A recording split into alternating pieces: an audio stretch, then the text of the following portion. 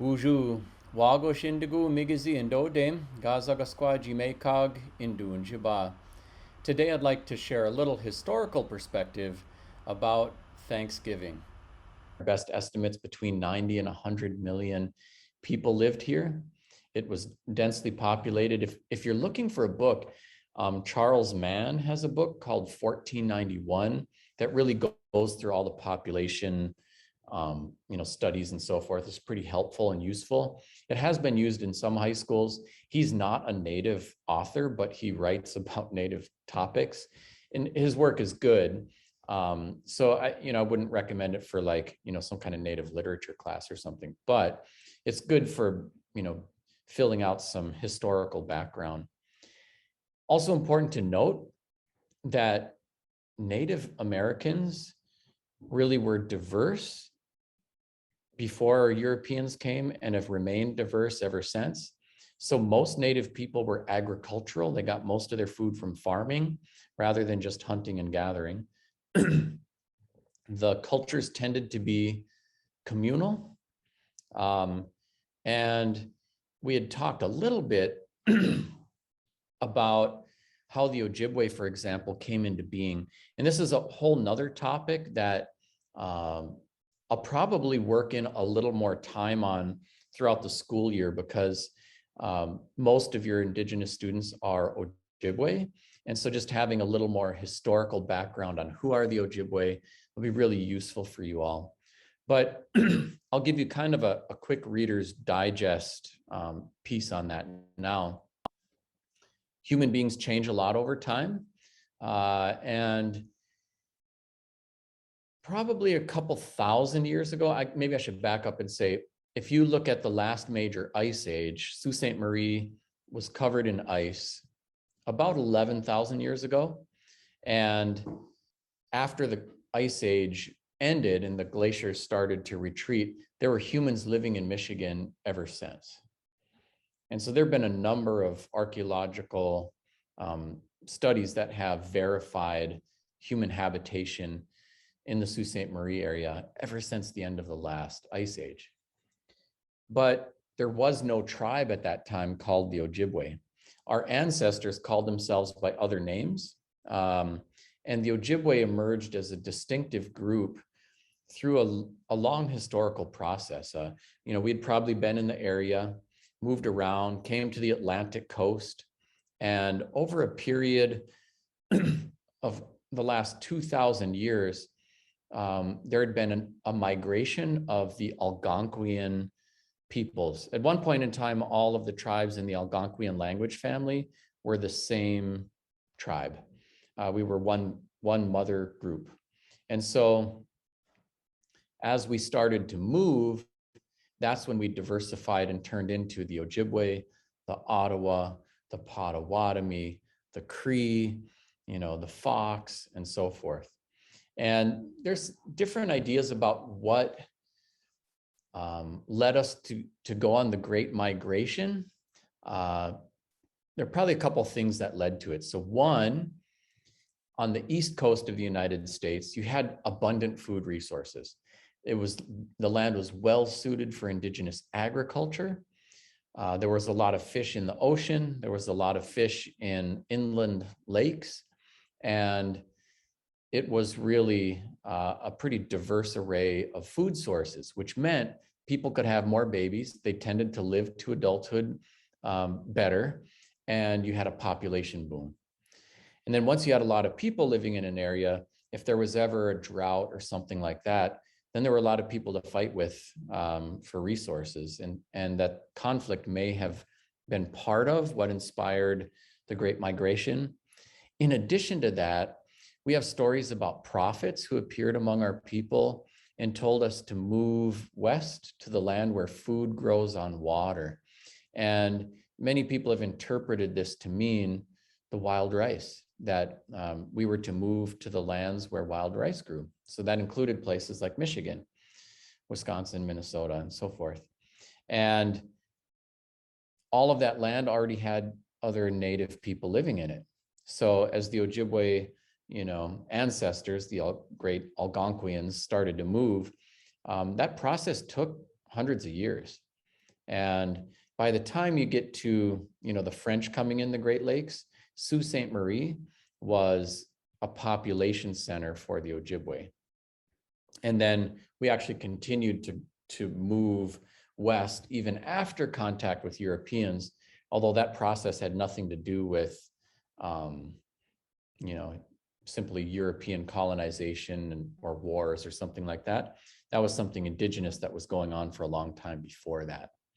So the mother group, or Algonquian, is also the name of the language family that Ojibwe belongs to. So Ojibwe are part of the Algonquian language family. And I mentioned that some of our cousins include Ottawa, Potawatomi, Cree, and there are actually 29 different tribes in the Algonquian language family. So this just gives you a little idea. The kind of olive green sections of this map show you the Algonquian speaking peoples and where they ended up. And then here's a little map on the right that kind of shows you, some of those tribes and how they kind of branched out in terms of language family. I'll make sure that if you want a copy of this PowerPoint too, you can have it. So enter the Europeans, and this will kind of get us up to the Thanksgiving stuff. I'm not going to go through every little piece of, Spanish, French, British history, but wanted to mention just a couple things about some of the early contact stuff. So one is, the original British colonies, the original 13 American colonies as they became, were primarily British. There were French people to the north and there were Spanish people to the south, but all of those places, what is on this map, Spanish territory in Florida, French territory here, and British territory here, that was all Indian territory. There are native people living there the whole time. All of this land was occupied. There was no empty wilderness. Jamestown in Virginia was really the first British effort at settlement.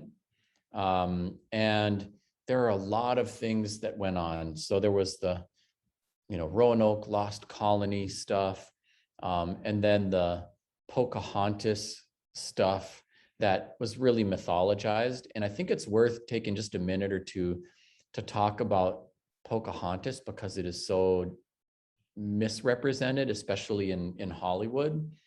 But the principal Powhatan chief, and the Powhatan is not really just a tribe, it's actually a confederacy of several different Algonquian groups. And initially, they were not in conflict with the British. They noticed that there were strangers coming, setting up a village in the middle of their land. The closest Powhatan village was really just a couple miles from where the British had first landed. And in the first initial encounters, the Powhatan said, welcome strangers, here's some corn, and what are you doing here? But the British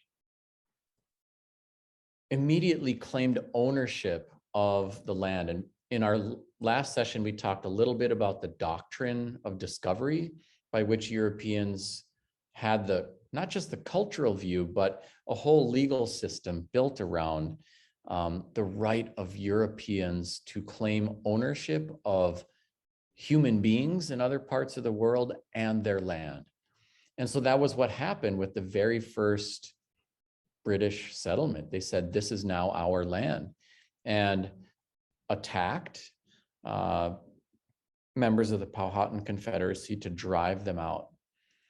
Now, a couple years after the initial colony, that's when the John Smith guy showed up.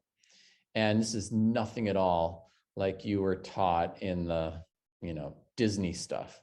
But John Smith was an army officer there to support the British colony. And he led military campaigns against the Powhatan to force them out of the area and claim more land. And because the initial British settlers had a lot of trouble with their crops, also to go on pillaging missions to attack native villages, scare them to run away, and then take their corn. And that was their policy for their first few years. The Pocahontas stuff was really distorted in our pop culture anyways, but there are some parts that were true. So Pocahontas was taken as a prisoner by the British. She did not fall in love with anybody named John Smith. John Smith wrote 3 different journals, and his later journals kind of romanticized and mythologized his experience there. She never had a romantic relationship with John Smith, and she never had a sexual relationship with John Smith. Eventually, the British continued to press the Powhatan, and there were a series of conflicts that went on for 25 years. During this time, Pocahontas in the initial phase was held as a prisoner by the British. She was then forced to marry not John Smith, but John Rolfe, who's another British settler. She was actually brought to England and kind of paraded around. She met the British royalty, and then she died. She had 1 child who lived and ended up having more children.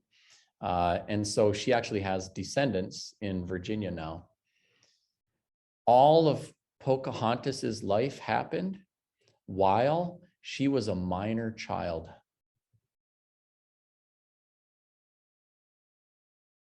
Think about that for just a second. She was not a beautiful young in her 20s native maiden. She was a minor child. She was a teenager who was forced to marry a British dude and bear him a child, paraded around like property, and died young. It was not a romantic story. And so we have received a lot of distorted information about that. And I think it's all the more problematic that it has been romanticized and mythologized when it was really a case of good old-fashioned women as property of men that was infused with racial and military motives. All of that was just the prequel to Europeans arriving in Massachusetts. So some pieces of the early Pilgrim settlement in Massachusetts are accurate and some are not. And so I'll try to separate some of those just to give you some information, and then we can talk a little bit about how do we teach about this stuff.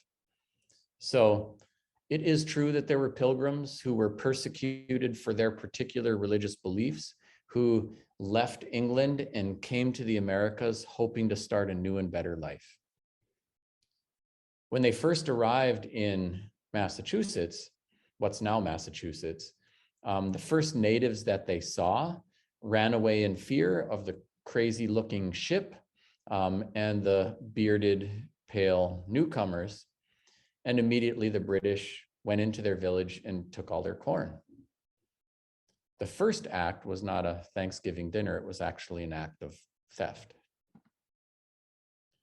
And we have received this kind of imagery of the Thanksgiving dinner, but the reality is it was a little more complex than that. So the Mayflower came in 1621, and there was this guy that has sometimes been called Squanto. Tisquantum, I guess, was his proper name. And he had actually been captured and brought to England and Spain earlier in his life, and then made it back to North America. And so he actually was in the initial Pilgrim story, popping up later as an interpreter for some of the initial, white native communications.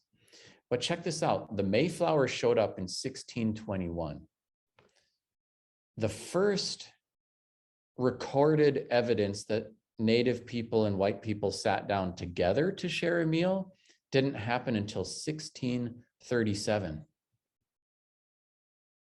So what happened in the first 16 years after the Mayflower? The mythology story is that the white folks showed up, they were having a hard time. The natives helped them out and gave them food and even showed them how to garden in the indigenous custom. And they got them through the first winter and they celebrated the harvest together. The reality is the first arrival was actually just stealing food. The initial Pilgrims did have a hard time during their first years. There was kindness shown by the Wampanoag chief Massasoit, who even gifted some food later on and said, "Hey, hope you're doing okay." There was no white native harvest until 1637. The US holiday of Thanksgiving was first established during the US Civil War. So then you're in the 1860s, right? You're like 225 years after this is the first time there was actually an official acknowledgement that there's a Thanksgiving tradition. And it wasn't established as a formal national holiday until 1941 during the Franklin D. Roosevelt administration. That's a little bit about the holiday. But there was a lot going on during this time period. While the Wampanoag, one of the Algonquian tribes that stayed out east, tried to establish peaceful relationships with Europeans, the British were still, much like they had done in Virginia, trying to dispossess native people and take their land. And so this happened with the Dutch, and it also happened with the British. In a series of kind of exchanges back and forth, the Dutch had kidnapped one of the Pequot chiefs and demanded food be paid to the British as a tribute so that they would basically ransom the chief for some food supplies. One of the Pequot ended up killing not a Dutch, but a British settler, upset that his chief had been taken as a prisoner. And then the British started an assault on some of the Pequot towns. And it was a brutal genocidal war. They ended up killing 700 Pequot alone at the Battle of Mystic River.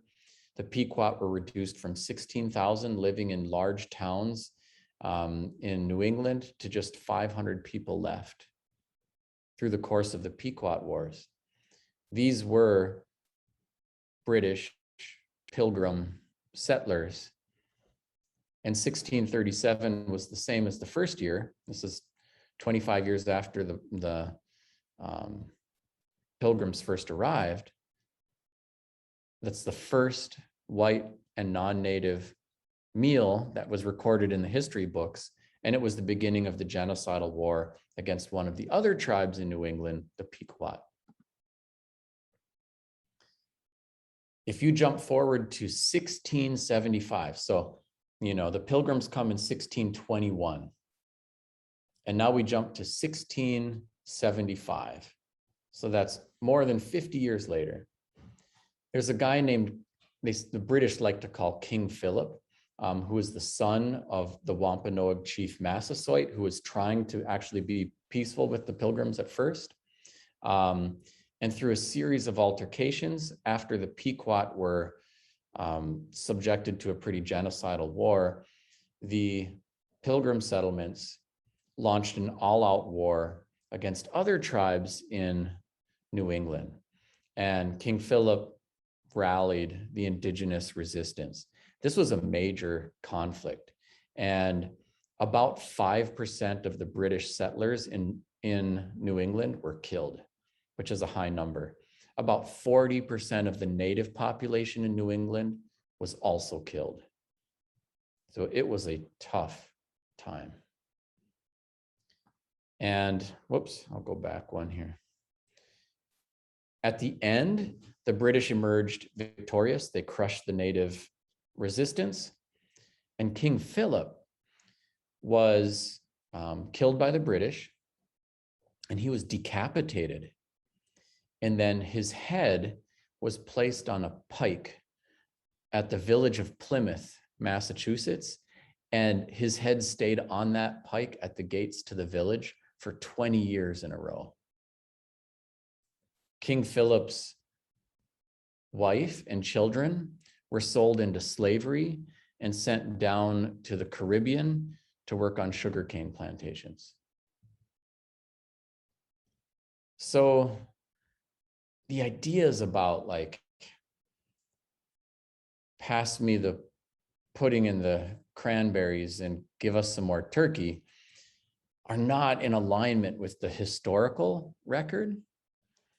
And at the same time, that doesn't mean that there's no way to talk about what happened or how we should think about it. So I wanted to share just a couple thoughts on that. You're familiar with the manifest destiny stuff we're just talking about.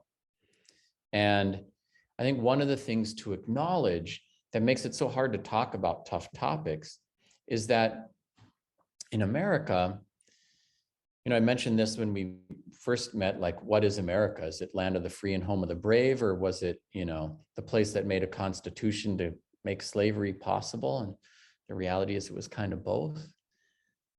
And the story of one group's gain, right? This is like Tom Cruise and Nicole Kidman sprinting across the prairies and planting a flag and making a new life.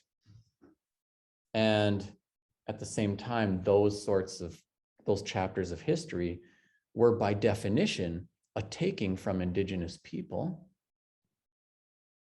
and a reduction of the population of native people, which is a very sanitized way of saying genocide, killing them off, and a reduction in the standard of living for native people who survived those experiences. And we can't just sugarcoat the history. And by the way, we all need some healing. I think about, and in my family, I'm the first generation in my family that has not served in the US Army. My father, who was an immigrant, lied about his age and enlisted in the US Army, hoping to kill Nazis in World War II. He got sent to the Pacific Theater. All my cousins and uncles have served in the US Army, my grandfather, great-grandfather, all the way back. And I've seen them win their wars and still be deeply traumatized by the experiences.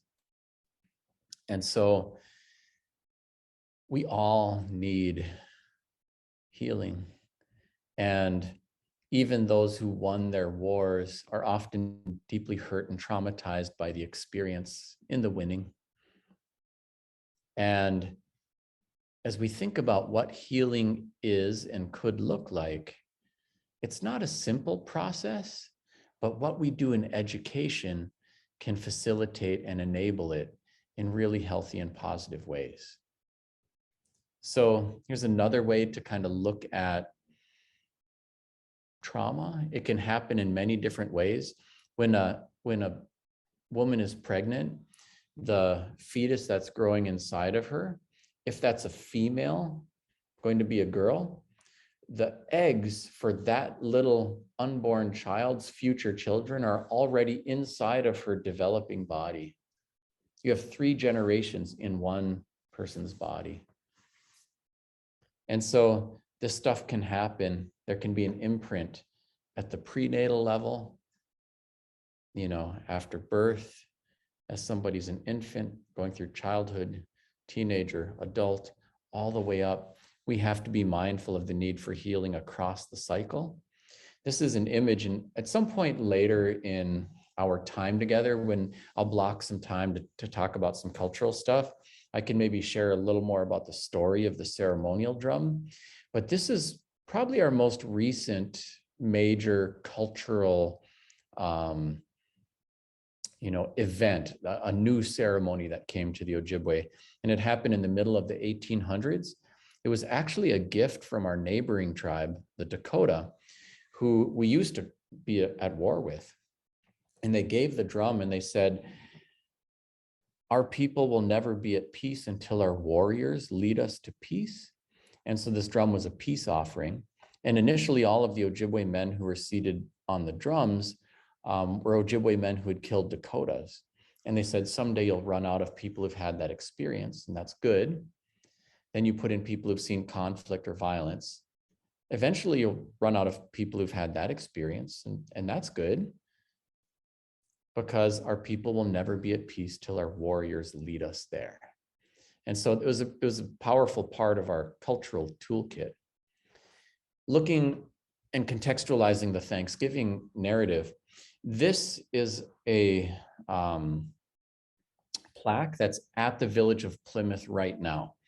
And so what they have decided to do, the literal, actual biological descendants of Pilgrims who are still living in Plymouth, Massachusetts today, have reached out to the Wampanoag tribe, who's the descendants of, King Philip's people, are still living there today.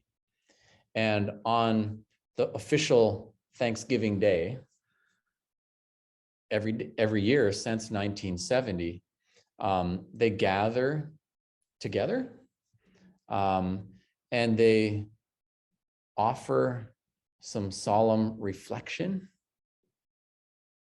call it a national day of mourning, and then they eat some food together and talk about how thankful they are that they are able to see, understand, and acknowledge that history, and that they are all alive, and even that they are friends with one another. That relationship couldn't be healed if we didn't talk about the whole story, like the Desmond Tutu stuff. Tell the story, name the hurt, forgiveness, and then either release or renew the relationship. So now in Plymouth on Thanksgiving, there's actually a Thanksgiving dinner that's probably more like the one that is mythologized than the one that ever actually was. But it's helping everybody on both sides of it to heal. There's no get out of guilt free card, but there is a way for the descendants of the Pilgrims who are still occupying the land and the space in Plymouth to sleep well at night and to do the right thing. And there's still a way for the descendants of King Philip's people to feel okay about it and to break bread with those who are living in what they still view as their land. There's some other cool tools that might be helpful for you as you think about how do we broach this in the classroom. I like the book, The Anatomy of Peace, which is really, it's just got a protocol for like, how do you even get influence with people who won't even talk to you? So, it's basically the story begins with a peace institute that was created by an Arab guy and a Jewish guy, both of whom lost their fathers in Arab-Israeli violence.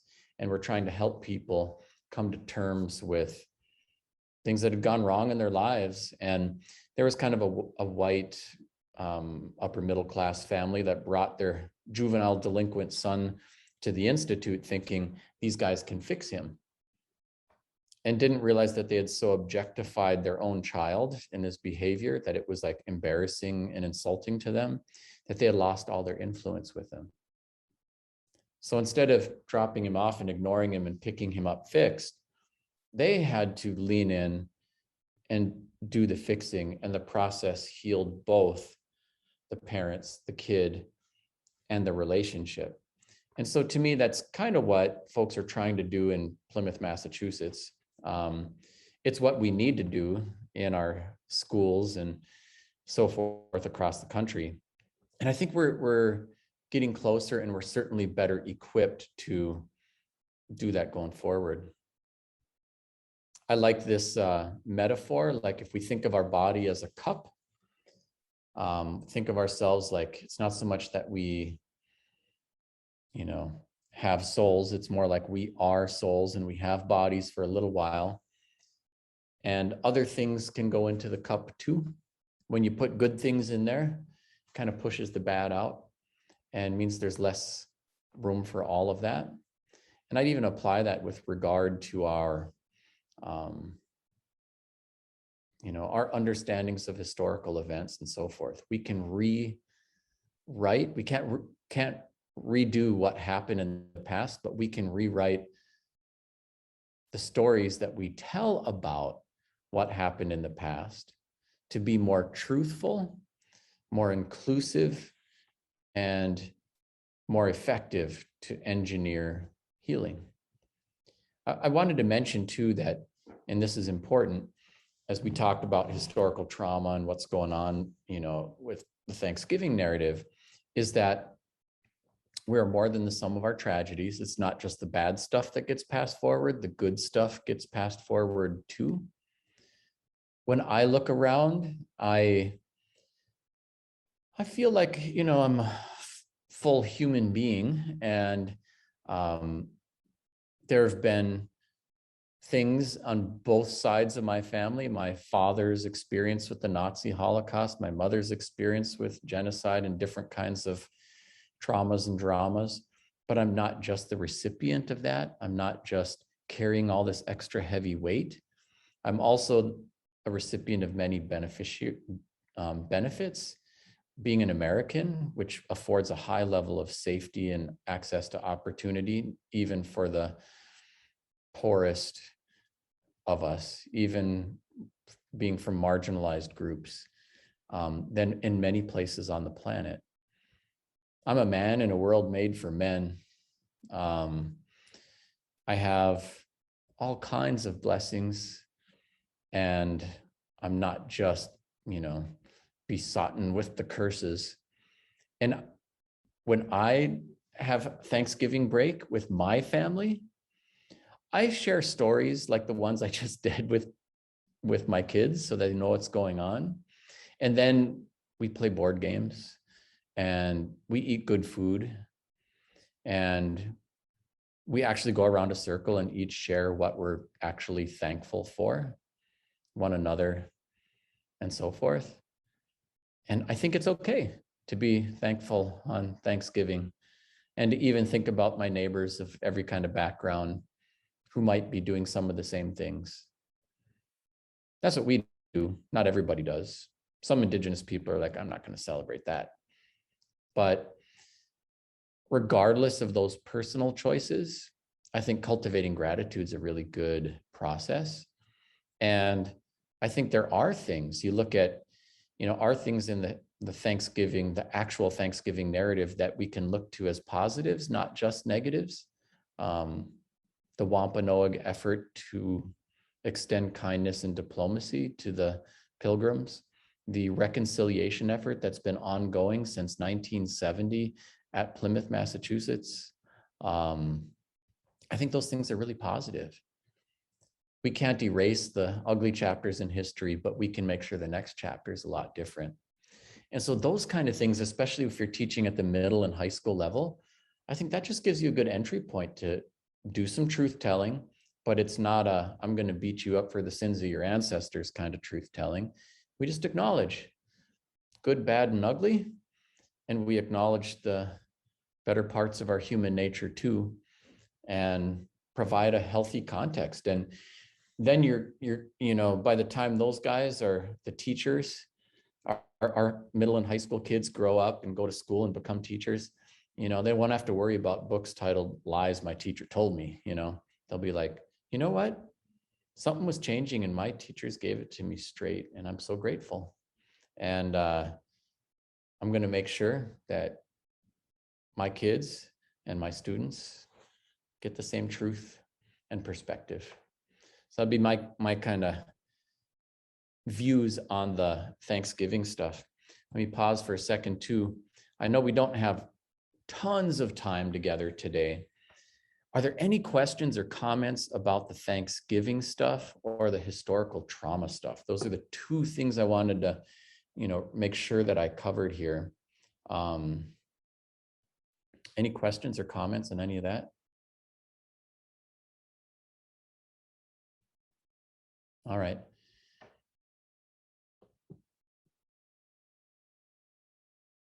So I've got about 10 minutes, and I've got another block that I think would take a little bit longer than that to really do justice to. And so I'll maybe just give this a couple more minutes to share a couple things with you, and then I'll let you fly because we're scheduled for another 10. And what I'd share is this, there's been a lot of attention in the national and international media about residential boarding schools.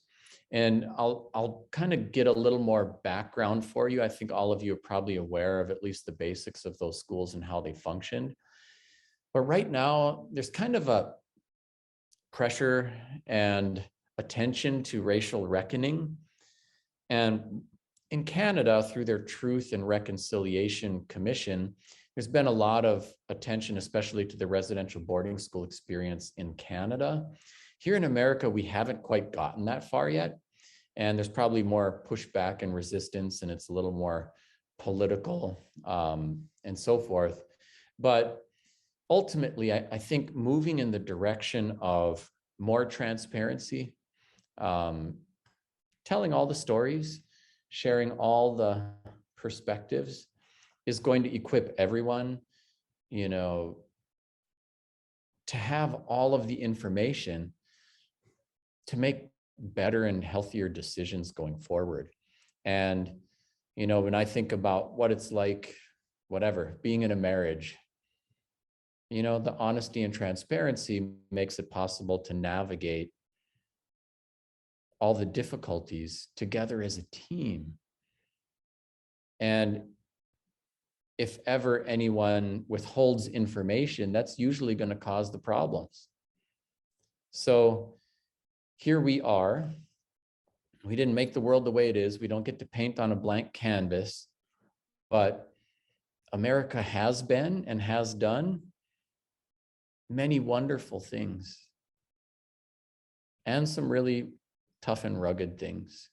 And I think if we shine light on both, shame evaporates when we shine some light on it.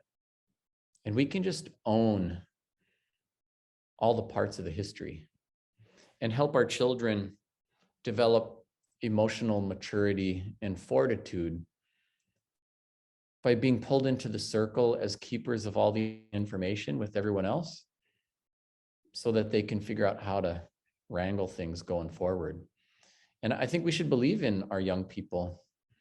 And I have to say, getting to know a lot of you better through the course of our time together this school year, I believe in you guys to help orchestrate and facilitate this kind of meaningful education. So I wanted to say that as you think about, how do I deal with this in my own workspace? I've been thinking about you all a lot. I know that COVID has really been difficult on multiple levels. And I realized that it just, among other things, it amps up the tension in the air and makes things that would be under normal conditions tough enough, tougher. And I think that as we go forward, I just want you to know, I see your humanity in all of this. Remember to be kind to each other and supportive of one another with everything that's going on.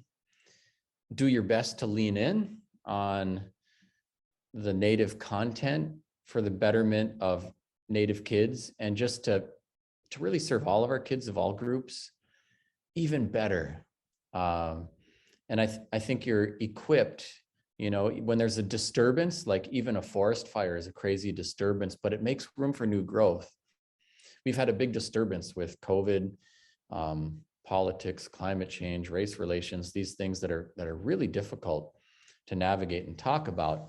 But it does also create a little opportunity for us to, use this inflection point to really make things better. So I want to encourage you to do that and tell you that I support you and care about you, and I'm thinking about you with everything going on, full faith in you to deliver the goods for our kids. And with that, I will let you fly. Thank you for your time and attention today. Miigwech. Thanks for watching today. I'm Anton Treuer. Let's keep in touch. I'm active on social media, and my website has lots of information on my books, speaking engagements, free Ojibwe language resources, resources for teachers, and more. Miigwech.